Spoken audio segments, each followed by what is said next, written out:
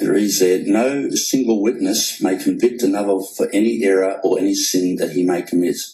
On the testimony of 2 witnesses, or on the testimony of 3 witnesses, the matter should be established. And what's the context for that discussion?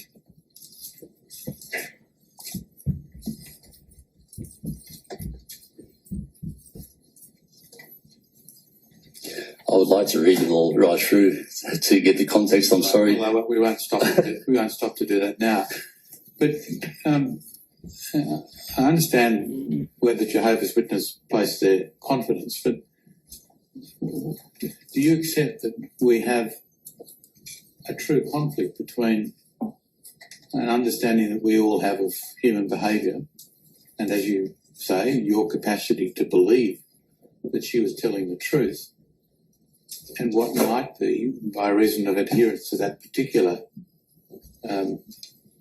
piece in the Bible, a conflict?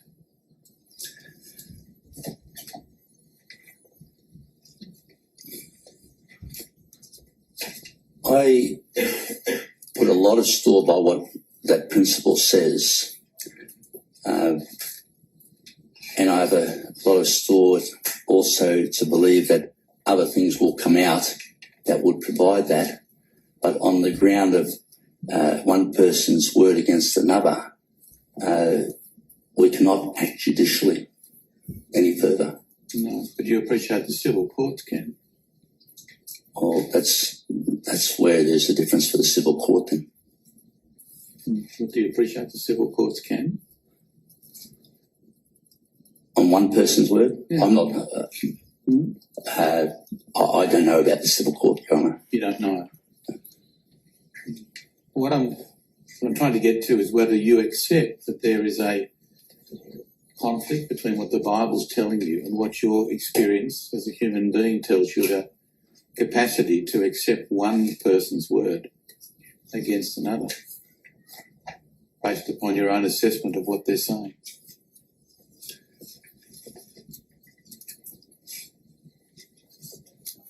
I don't believe that's correct, Your Honour. I really believe that what I was saying there, having one witness, you can't establish it beyond any doubt. You can't act on that. If you have another witness to something similar that person has done, yes, then we've got 2 witnesses. But on the evidence of one, that's my understanding, is that we cannot act. And that's how I say that in the face of telling me that you believe what she told you. Yes. Even though at that point it was word on word. Yes, we believe it.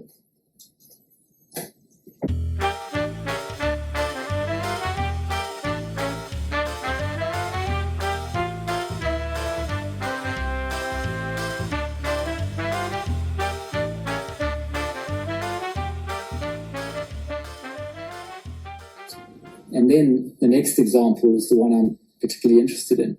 If, however, the man happened to meet the engaged girl in the field, and the man overpowered her and lay down with her, and the man who lay down with her is to die by himself, and you must do nothing to the girl. The girl has not committed a sin deserving of death.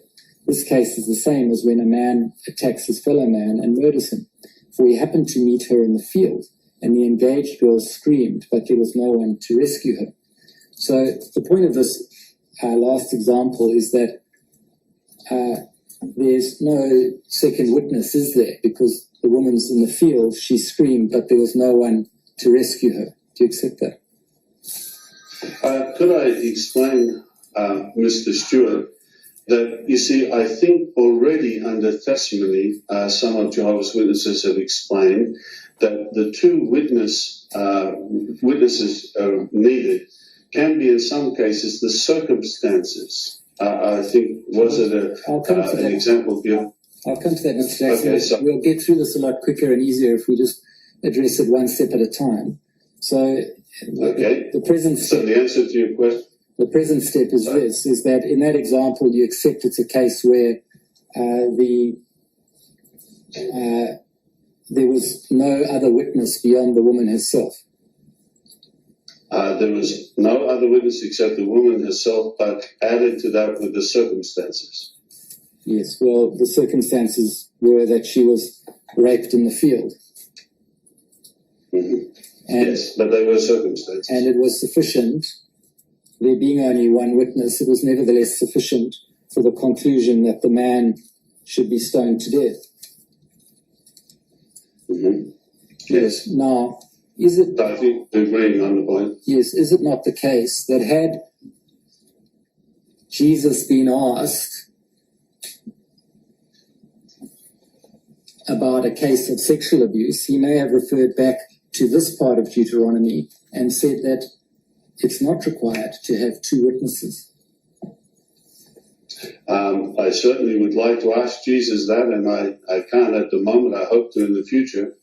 But that's a hypothetical question, which if we had an answer, then we could support what you said.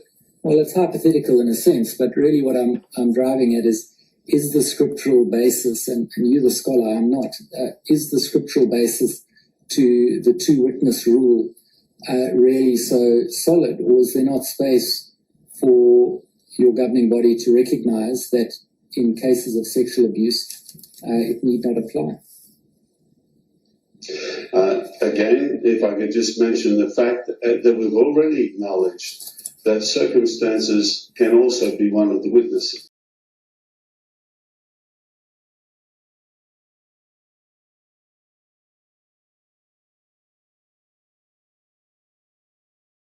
Soffermiamoci sul secondo problema che potremmo dover affrontare: notizie negative sui testimoni di Geova diffuse dai media. C'è un principio molto utile in Proverbi 14, versetto 15.